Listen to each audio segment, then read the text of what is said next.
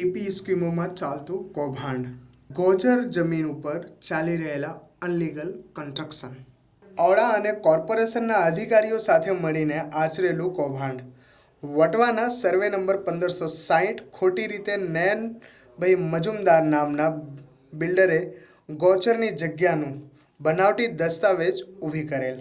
શું એમાં રજિસ્ટ્રાર અને મામલતદાર સાહેબો પણ ઇન્વોલ્વ છે?